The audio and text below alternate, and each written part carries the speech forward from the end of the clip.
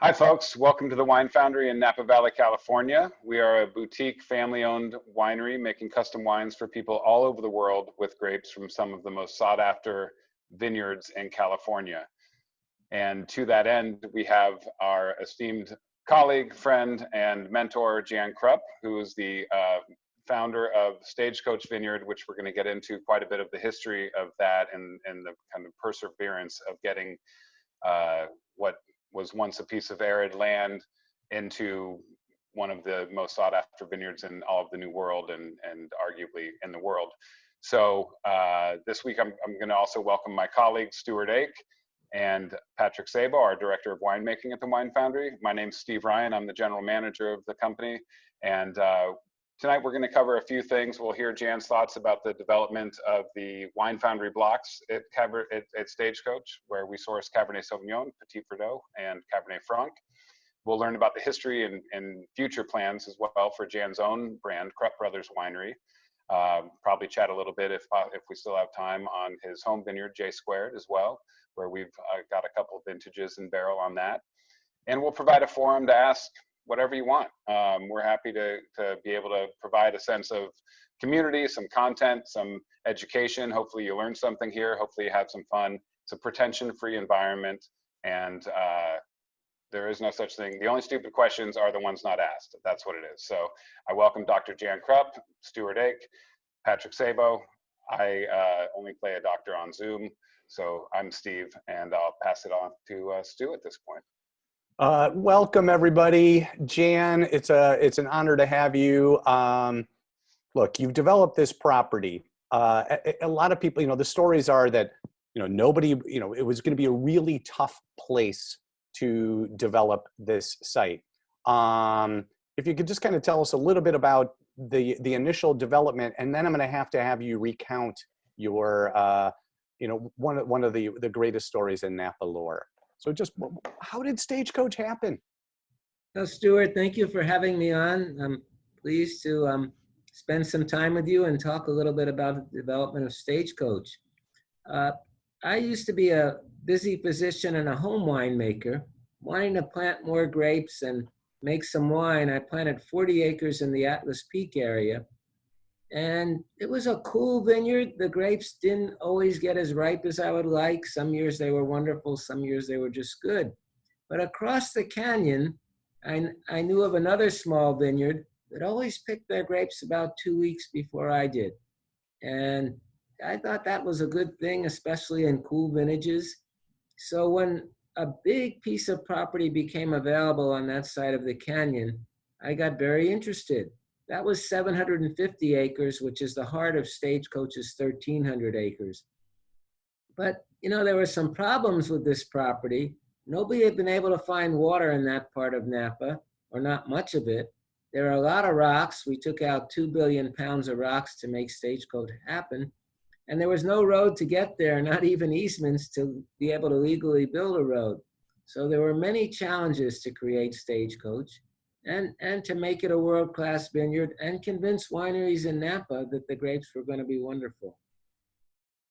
Well, so 2 billion pounds after being kind of staying at my house for the last 6 weeks, I think I'm kind of like the weight that I'm putting on from sitting here is approaching that amount.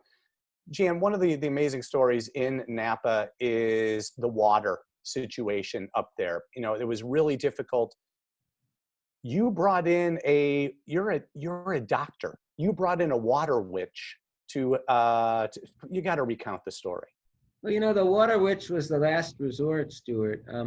First, I hired a world-class geologist who had a great reputation of finding water and oil.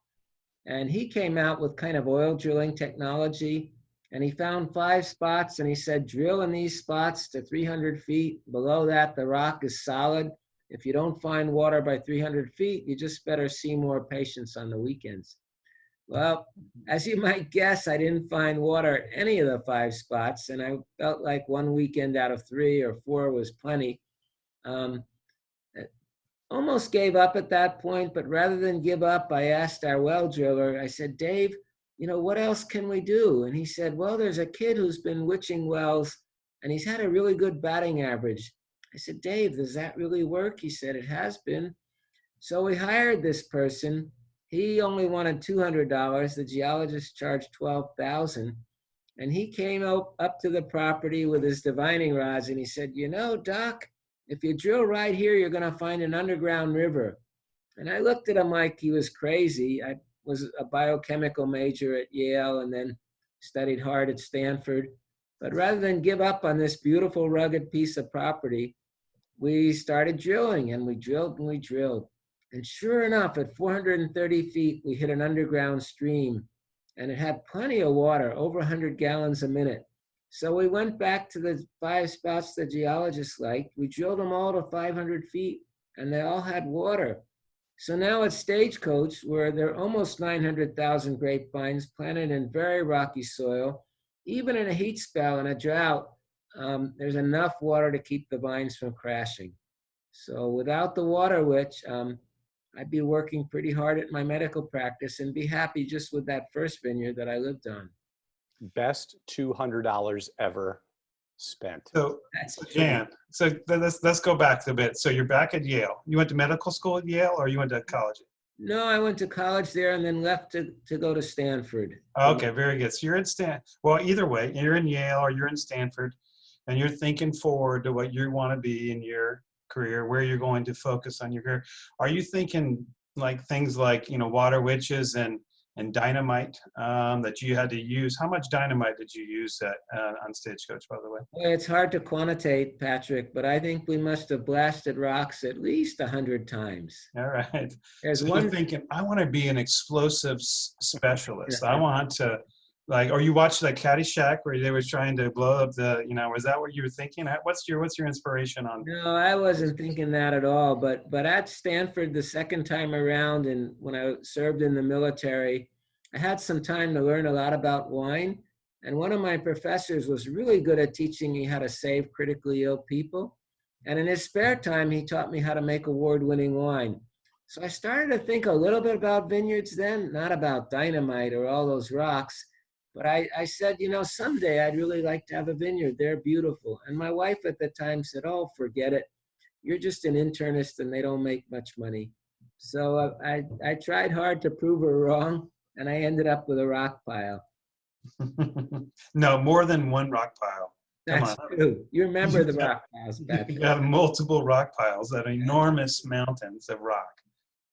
Yeah. We were trying to create Stonehenge in Napa. So Jan, I got to ask though, there must have come a point where you kind of looked yourself in the mirror and you're like, what did I get myself into here? Yeah, there were a couple of points, Steve. One was when we didn't find water and we had already spent a lot of money on the property. Another one was when we had all the neighbors agree to an easement and the seller was about to give up on us. So we bought the property without having everybody's signature. And then they started to renege or want more. That was the second time I thought I was crazy. The third time was when our first bulldozer was burned up, I suspect by an ex-employee, but I can't prove it. And the fourth time was the vintage of 2000, when it was really a cool vintage and wet, and we didn't have really as much equipment as we need to harvest 1,000 tons for everybody in a couple days. And that at that point, it was a pretty scary point. Yeah. There's looks like we have a couple of questions here. Yeah. Go ahead, Patrick or Stu. Yeah. So I'm Bruce? curious if you, as far as the foundation, were you able, your brother is involved with you as well? Or you have other partners in the foundation of Stagecoach? Yeah, my brother Bart is my main partner. He was a large financial contributor. He's a great business person. Whenever I'd have a business problem, I'd call him up. I'd say, Bart, what would you do? And he often had creative and constructive solutions. But there were many other partners. My brother Fred was a minor partner.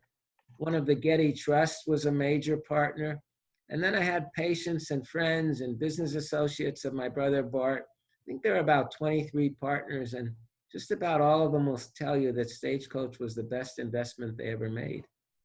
the name, is it from, did you particularly to kind of the feeling like you were in the Wild West and you had to get a stagecoach to get there because there was no roads, or what's how did that come about? Well, two ways, Patrick. Back in the 1800s, there was a vineyard on a small part of Stagecoach. And back then, stagecoaches used to come up Soda Canyon Road and come very close to the vineyard.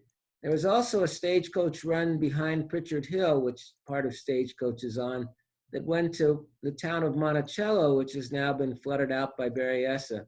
So in looking for a good name, I figured Stagecoach really makes sense. When the vineyard was first famous, there were stagecoaches here.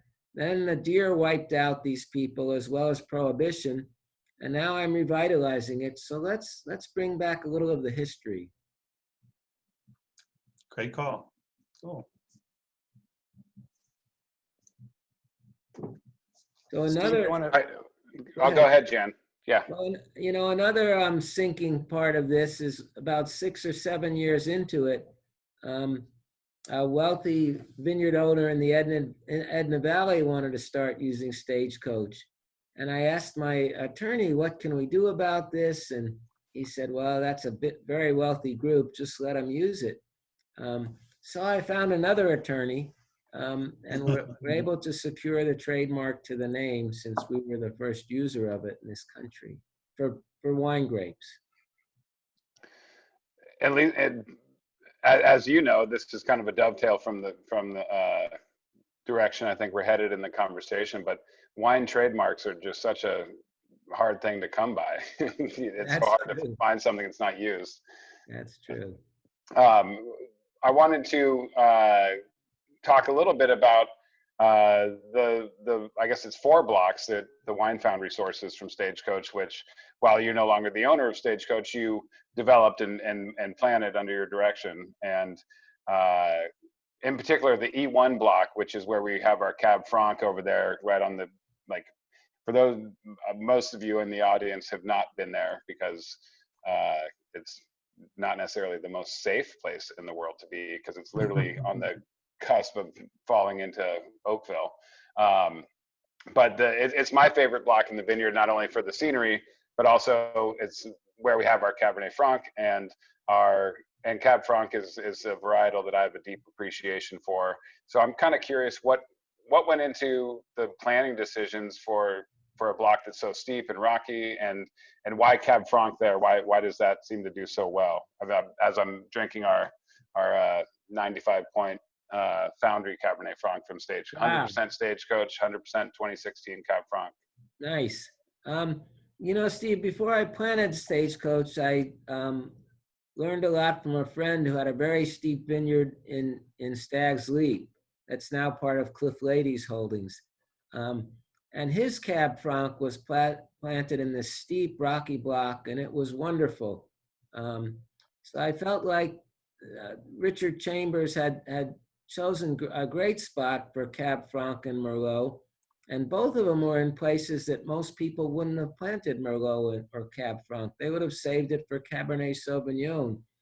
So having learned from Richard how good Franc could be in a steep, rocky, south-facing setting, I thought we should try it in E1. And as you know from your wine, it's worked out beautifully.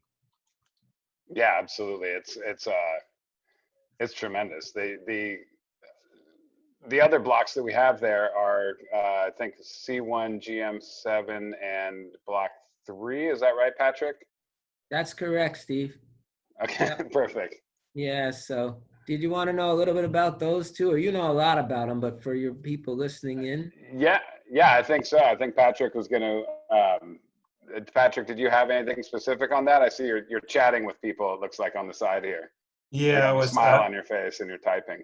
Yeah, because there's a few that have been fortunate to be in the car with me on the way to go down to that block, and so they were saying, the Jan, of course, knows it, Stagecoach literally like the back of his hand, and so, but first, 100 times that I've been there, it seems like it's impossible to those that haven't been there to be able to just get lost, but that's an enormous property, and so as he mentioned, 750 acres was the start of it. That was, it's almost twice as big as that now. And there's a lot to get to. It took us 20 minutes to get we used to buy from the top of the corner in block 7 from an Atlas Peak section, and then drive, all the way down to E1 to get down to the Cabernet Franc was you were about 2 years older then. And you literally, all of you have to bump and slide and get down to the bottom. And there you are, And so anyhow, I was being jibed on the side about maybe once or twice I didn't take the right turn, perhaps, to get to that section of the vineyard, and I had to keep driving, So, but I'm sure it was only once. And so that's also, Steve stole that question from me, because I was going to ask that also about Cabernet Franc. I love the Franc, and I've enjoyed our tastings over the years. This wasn't on our outline, but a quick tangent to with Dr. Krupp. I've thanked him many times before, but he, for all those who don't know, he has done. He implemented tastings of all the blocks with all the different winemakers. He sold to, I don't know, 80 to 100 winemakers or something like that. Enormous amounts. Yep. Enormous amounts of winemakers. So we'd have, and there's well over 22 or 24, something like that, varieties planted up there. A stunning selection of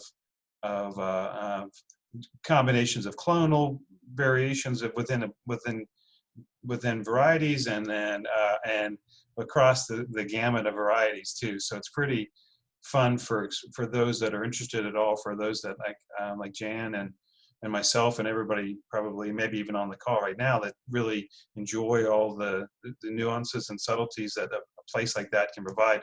There's so many amazing things, but the tastings are so informative and have helped me as a winemaker and as a wine appreciator so much that that I thoroughly appreciate the opportunity to be able to be a part of it. And it was super helpful for everyone involved. And I know that everyone's probably set that aside, but again, I thank you very much, Jan, for doing that. You're most welcome, Patrick. I'm glad they were worthwhile. Yeah, no, I enjoyed it very much. What was the segue, Stu, that we were moving into next? Well, I wanted to hear a little bit about the Block 3 for the Petit Verdot, GM7 on the cab, and also C1 on the cab, and Okay, yeah, go ahead. Okay, Steve. Block 3, Petit Verdot, is in the center of Stagecoach. It's the first block I planted of Petit Verdot. I planted it in 1997, so it's got really nice age on it. We find this heart of Stagecoach produces really wonderful fruit. For Krupp Brothers, we source M5 right above Block 3, and it makes our best Cabernet. And so it's a really good part of the vineyard to grow grapes in. Not that there's a bad part, but this is very special. So, and the Block 3 has a nice south-facing slope. It's uniformly rocky, if you can ever have such a thing. And it makes really good Petit Verdot. So that's Block 3. Now moving over to C1, that's got a nice steep slope like E1. Not quite that steep, but steep enough in part of the block. And it faces east, which is pretty interesting. It's got really good plant material. It's got a great clone of cab, a nice rootstock. And I actually feel a little bit bad about this block. Steve and I have gotten to be good friends, and we used to enjoy making our wine at the Wine Foundry. And when this block came available, somebody was interested but couldn't quite decide. So I called Steve up and I said, Steve, I've got a great block of Cabernet. He said, I'll take it. Then the other person called back the next day, and boy, were they angry. But I was glad I could get the Wine Foundry some more good fruit. So that leaves one more block, GM7. GM7 is pretty close to the heart of Stagecoach. It's a relatively new block. It used to be Merlot, and we replanted it. It was one of the first blocks I planted at Stagecoach when I didn't have a permit. You could plant on flat ground. So in 1995, the initial planting was there. Between virus and a few other things, I decided to replant it to Cabernet. And I used that Weimer clone, the same clone that we have in M5, to plant it with. The Weimer clone was taken from Chateau Latour in Bordeaux by a German nurseryman, Herman Weimer, in upstate New York. And it's really a wonderful clone. So whether it's an M5 or GM7 or D7, close to Patrick's E1, that clone really makes wonderful wines. So I'm excited to start to try it at our winery vineyard. I've planted some of it there. And I think it's a great choice for GM7. Hey, Jan, we had a couple of questions come in here. I'm going to maybe combine them. Look, there's over 200 blocks. And for those who aren't familiar, so you should kind of think of a block as almost its own little vineyard. So there's kind of 205 sections, 16 grape varietals. There's even there's 22 clones of Cabernet. So people are asking about a couple of things. So are you a kind of a terroirist, like kind of see these little things as distinct little entities? And the decision for kind of breaking it up into each of these unique little segments. Okay, Stuart. So part of the breaking it up depends on the topography. It's a mountain vineyard and you want to kind of fit the land. Part of it depends on my customers, and some of them wanted just a small block of an unusual grape. And some of the early customers like Kendall Jackson and Rutherford Hill, people that I started with, Miner, who still buys a lot of good. Anyway, they wanted big blocks. They didn't want to mess with a half acre, an acre. But each block has its own personality, its own soil type, its own micro or mesoclimate, and its own rootstock and clonal selection. So I am a terroirist, and as opposed to a terrorist, I guess. And Thank you. Glad to clarify, Stuart. Anyway, going back to the Weimer clone is a perfect example of that. I love it in M5, and makes a big, bold Cabernet for Krupp Brothers that really is wonderful at 10 years, but is a little bit tough, especially in some vintages before that. Starts to come into its own at about 5 to 7 years, but 10 years to 15 to 20 years, it's wonderful. So we make wine from that block. We've recently been making wine from a young block like GM7 called D7. Same clone, same rootstock as M5, completely different wine. Not a blockbuster, a beauty, amazing aromas, softer tannins. There's more bay influence there like there is in your block, Stuart, E1. And then, a few years ago, when I thought we needed more grapes for our brand, we made wine from a block called I-14, a very steep block close to GM7. And our 2017 Barasian Cabernet, we picked that block before the fire. It's our only cab we picked before the fire. And it makes up Barasian Cabernet, and it's completely different than the other two. So the terroir has shaped these three blocks, same plant material, three really different wines. And I think if we tasted them together with your GM7, that would be different yet again. So the terroir makes a huge difference. And we found at Stagecoach that some things just didn't work in certain spots, and we had to graft them over to another varietal or replant it. So we got most of it right, but it was still a learning experience on the different terroirs at Stagecoach. A very fun project. Trial and error. And I wish I could show, I just put up a photograph of, kind of before. We talk about the elevation. We talk about like some of the pitches are, the slopes are frightening. It's really hard to capture it in photograph form. Steve, a number of years ago, I think we got a nice little email when Steve and I went up. We drove up in his Prius, which was a great idea. And then a nice little note, because his car started sliding backwards down the hill, and a nice little note went out the next day, because some people I wasn't involved in this at all, but clearly Steve was driving as that car was skidding backward, and there was like 4-wheel drive only. so it's really Yeah. hard to capture it. It was the Prius V. I mean, that's the wagon kind of Prius. So I thought it could handle it, but Gabrielle sent a note the next day saying, knock it off. And which was, I kind of knew anyway, because we almost took out a few of the vines in the Block 3 Petit Bordeaux. Nothing screams winemaking like driving a Prius, even if it is the short-lived Prius 5 or V. Yeah, I got to tell you that there's nothing more humbling than driving your Prius V or Prius 5. I don't know which one it was, but driving that from home in Marin County up to Napa to go to work, to go out and meet with farmers, and they pull up a lot of them. There's another vineyard we source from a bit over in Stag's Leap that the farmer shows up in his Ford F450, and I'm showing up in my Prius, and there's nothing more kind of humbling and I'd say emasculating when I get out of my Prius to go kind of try to negotiate a contract. Hi, Flanders. Exactly. Stu, we've got a few people here that are chiming in, asking if they could see on a map of Napa, and I know you can work in the background. Yeah, I'm going to pull it up. I'll try to guide you through where it is. Now, it's going to be. We're going to kind of. I'll try to talk you through. I was going to pull up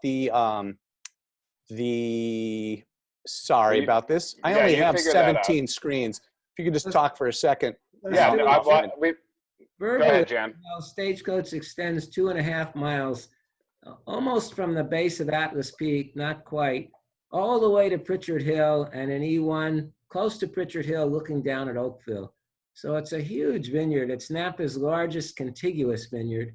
And that's where it is, but I'm sure a map will do better than I can do verbally. So for those of you who are seeing this here, I'm going to kind of switch to what's called the satellite view. I don't know if this will be helpful at all.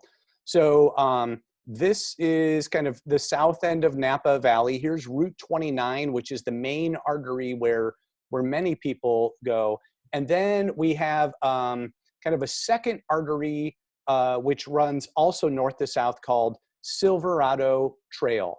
Now, to get up to Napa, to get up to Stagecoach, you kind of wind off of what's called Soda Canyon Road, and then you wind more, and then you continue to wind, and then you wind some more, and then you wind some more, and then you see a sign for Stagecoach. But that's just the beginning. You're like, I'm here, and you're not there. Because then you go beyond the gate, and then it's going to take potentially a half hour to get to the block. And you talked about the 2 billion pounds of rock. What kind of the bedrock that you were pulling out? What is that? What kind of stone is that? Yes, Stuart, it's all volcanic. Most of it is andesite or basalt, very similar rocks, and a little bit is tufa. So most of it came from seepage rather than from a volcanic cone blowing off a lot of lava. Most of it seeped up from up from the ground. from the ground. It's created the same rock and soil that you have down at the Oakville Crossroads. So if you've never been up to Stagecoach, but you've seen the red dirt at Rudd Vineyard or places like that, Dallavalla, then you know what the rock and the dirt is like at Stagecoach. You mentioned Pritchard Hill. We're going to introduce a poll right now, or excuse me, kind of a quiz question to our audience. And of course, it's a different poll. Here we go. Great. What could go wrong today, right? So, so here is our quiz today. So we want you to click on any of the following, which have been designated official AVAs, growing regions within Napa Valley. So, and here are your choices, and you can click on multiple entries: Browns Valley, Childs Valley, Diamond Mountain, Pope Valley, Pritchard Hill, Rutherford Bench, and Wild Horse Valley. So which of these are official AVAs, American Viticultural Areas? The questions, the answers are coming in right now. And So, sorry, Steve? Stu. While you were doing that about Pritchard Hill, I was gonna get back to kind of the location for those that don't know. It's essentially, with that map, it may have been difficult to see a little bit, and that's okay. We're winemakers, not so much tech people. I'm a cartographer. Okay, exactly. You're a hell of a cartographer. Oh, you could tell.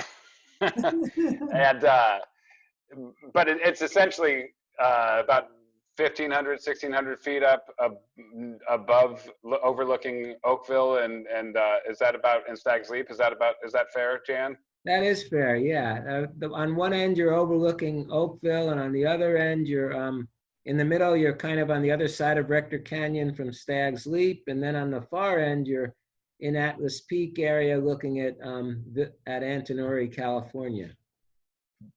Perfect. What's the elevation up in the peak there? The elevation of Atlas Peak is about 2,800 feet. The highest, the new property we bought for Stagecoach is about 2,300 feet. There are no vines planted there yet. I think the highest block of vines that we have at Stagecoach now is about 1,900 feet. Okay. And Jan, I've got a question here that somebody in Texas just had sent over a little bit ago. It says, Krupp Brothers obviously made wine from Stagecoach, as well as a host of other wineries of great repute. What gives you the most satisfaction, seeing Stagecoach on your own wine or seeing the success of the vineyard across so many brands? Yeah, I am very proud of my own brand, Steve, and I think we make a lot of great wines, but probably my greatest achievement in life, other than my kids, has been creating Stagecoach Vineyard. So I would say if I have to choose between the two, it'd probably be that one. I agree. Wait a minute, so you're picking the vineyard over the kids? Is that Over the kids. Yeah, I heard it that way. That's the way I heard it. I'm not sure. I've been drinking a little bit of the wine, but I'm not sure. So we'll say kids for the record. I mean, Yeah, I think kids is true, but Stagecoach was kind of the life's work. I used to love being a doctor, and I was proud of all the people I could save that other doctors gave up on, but Stagecoach has been an equally important part of my life.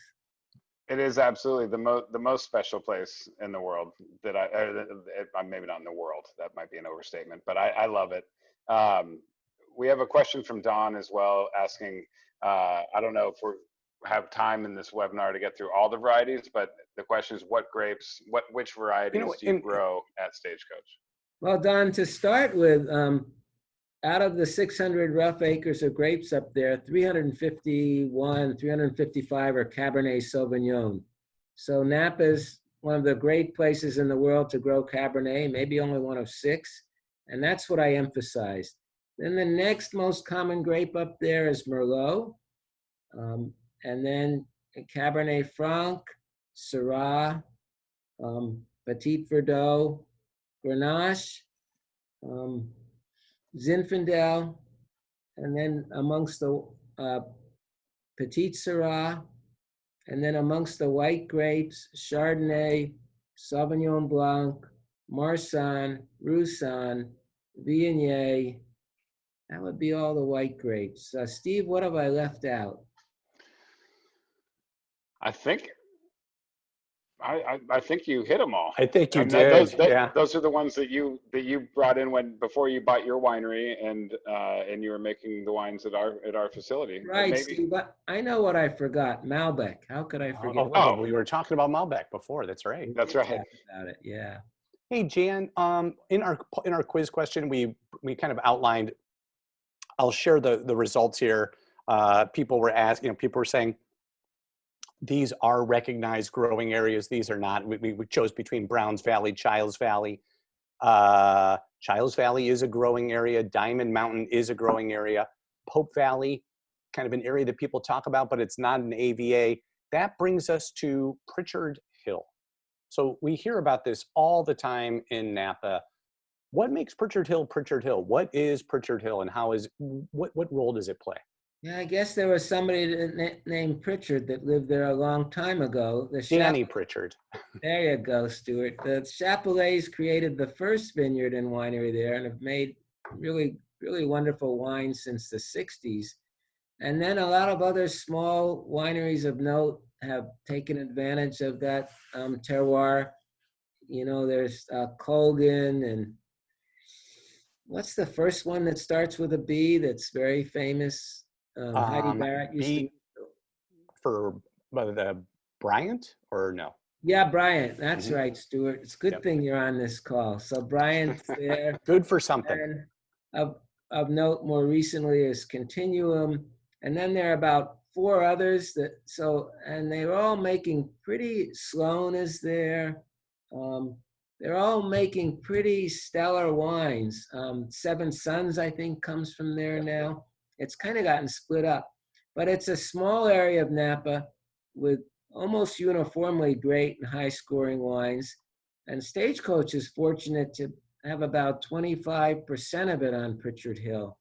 But it's really a pretty special part of the world to grow grapes. As you pointed out, Stuart, it's not a formal AVA yet. The neighbors there can't all agree on making it one.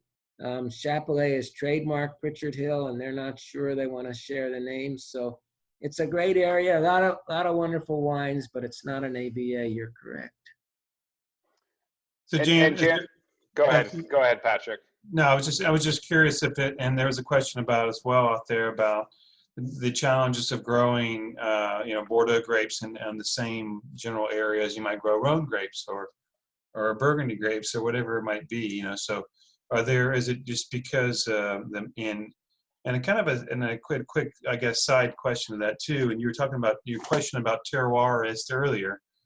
If you had to suggest whether you were more as climate-based is more important of a determination of whether the clone / variety will do well, as opposed to the soil, or as far if you had to lean, or you climate versus heavy, is climate more important than soil, I guess is the question.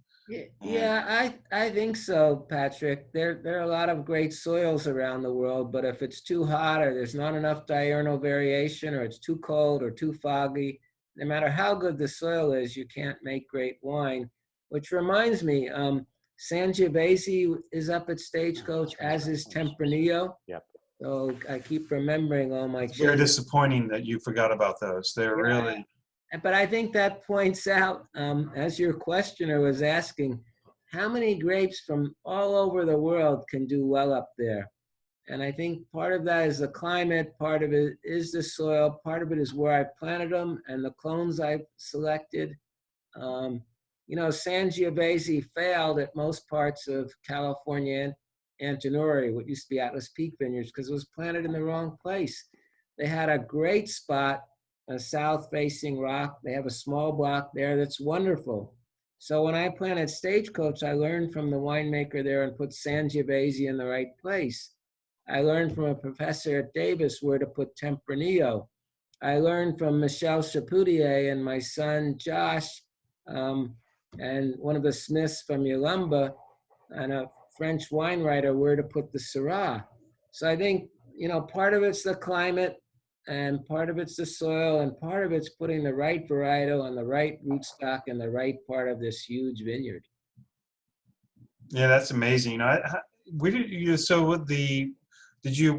sure you seem very experimental by nature, and so where do you get all of your, just by paying attention and being part of the wine culture and society, where did you get most of your clonal or desire to kind of choose? It's just through you described a lot of contacts with different very famous wine growers or other people as well with knowledge, and so is it just through that you getting your decide to choose this particular client? Yeah, plus I read, plus I've taken courses at Davis, plus I've learned from people like you, Patrick. I learned from my customers, and Paul Hobbs convinced me to plant a lot of 337 Cabernet, and it's done very well up there. Dave Miner said there was something very special about Chardonnay, and we should plant it up there. And Amy Warnock, who was Paul Meyer's viticulturist, now works with Orrin Swift as a viticulturist. She was my viticulturist at Stagecoach for a while, and she alerted me to a great selection of Wente Chardonnay, which I put up there. So, yeah, I've learned from many people. I listen carefully. And sometimes if what they say isn't quite right, I'll check them against an authority like you, Patrick. But I try to Don't keep do that. everybody I meet. It's really big now. It's getting kind of My hard to hold. goodness. I'm sitting down right now. It's okay. Oh, It's fine. Jan, you've unleashed the beast. Sorry, Stuart. Another example is the Malbec that we talked about before the session. You know, Mercier supplied us with grapes, and they told me about a Malbec that they had selected out of 156 selections in Argentina, and this made the best wine. So I worked out with them a way to get some of it and plan an increase block at Stagecoach for them. And Stagecoach was one of the first 2 wineries in the country to have this clone of Malbec. Now I've got it at my winery vineyard, and it's making great wine there too. So there are a lot of sources you can learn from, and it worked out pretty well. So you built Stagecoach Vineyard, which is an enormous, so now are you building some sort of like robot or giant type of ship or something to take you to another planet? You gotta be, how can you outdo Stagecoach Vineyard? I mean, it seems like you can't stop from there. How are you gonna outdo that? What are you doing now to outdo that? It's pretty hard to outdo that, but I think our Krupp Brothers wines have always been really good, and we're fine tuning them. You know, our Synchrony now is really Cabernet Franc based, and I think it's better than ever with Julian doing the blending for the Synchrony. That Sauvignon Blanc is about as good as any Sauvignon Blanc I've ever had. So yeah, we're really perfecting our wines and how to sell them even in this COVID-19 environment. But you're right, I don't know that I'll ever top Stagecoach as far as an achievement. I kind of doubt it. We'll let you do that, Patrick. I don't think I will. I think you got it in you, Jan. I'm still behind you. I'm still very optimistic. So. Thank you. So to that end, you mentioned Julian, and Jan's talking about Julian Fayard, who's a consulting winemaker for Krupp Brothers Winery. So I think it's a good time to transition toward Jan's. You and your brother Bart founded Krupp Brothers while you still owned Stagecoach before the sale there, and but then you kind of really went into it and went a lot more hands-on because you had more time to do it. So can you tell us a little bit more about Krupp Brothers and the estate and what you guys are doing now? Yeah, sure, Steve. So we've talked a little bit about M5, our wonderful Cabernet. We also make Eurasian Cabernet, which some people even prefer. We make Julian's a rosé specialist. He's done great with the Damsel. So those are our other 2 Cabernets. We've taken advantage. We've honored the Water Witch. You heard the story. You see why we honor him. Black Bart Syrah. Syrah's probably better at Stagecoach than any Napa Valley Syrah. It's really great in the mountains of Napa, not so good on the valley floor, same with Tempranillo. So we still continue at Krupp Brothers to keep those varietals and blocks that I love and make our wine from them. In addition, we're adding new equipment, some of which Steve has taught me about at the Foundry, and certainly the tanks and the optical sorter. And we're finding out what really works at my vineyard that I live on, and at the winery vineyard, the Sauvignon Blanc and the Malbec are 2 examples. We're building our wine club, and we keep trying to make very special wines for our customers. That's been a lot of fun. We have a sales staff now, which is really good at pairing food with wine. That's a kick too.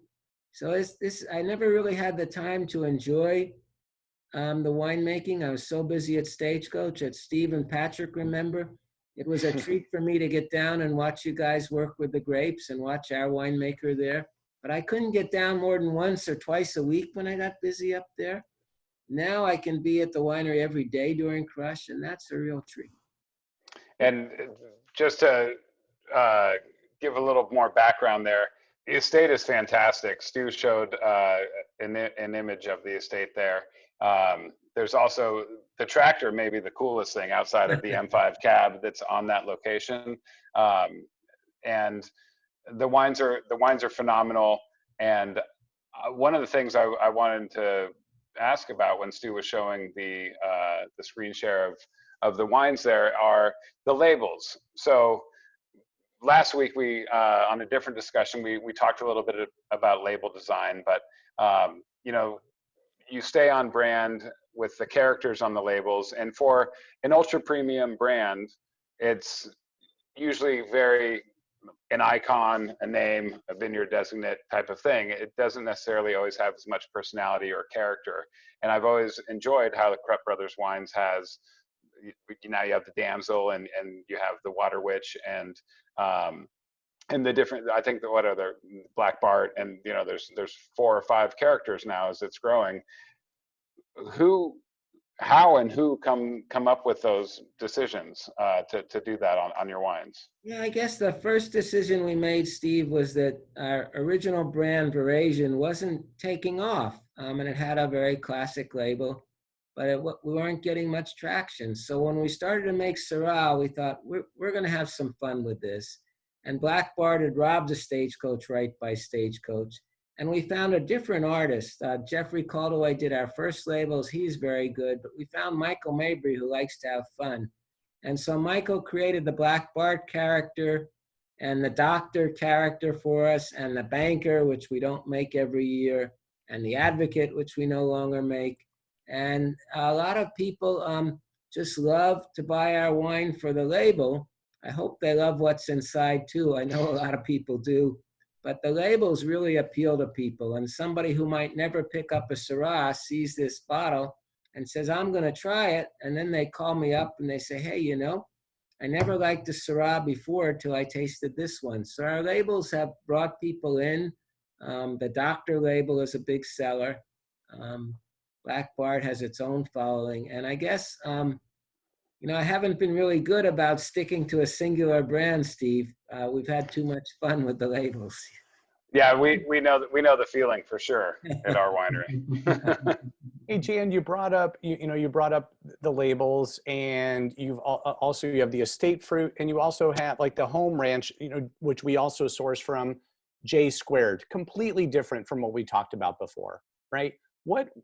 That's for those who don't know, it's in a section of Napa called Coombsville, which is lower in elevation, much closer to the bay.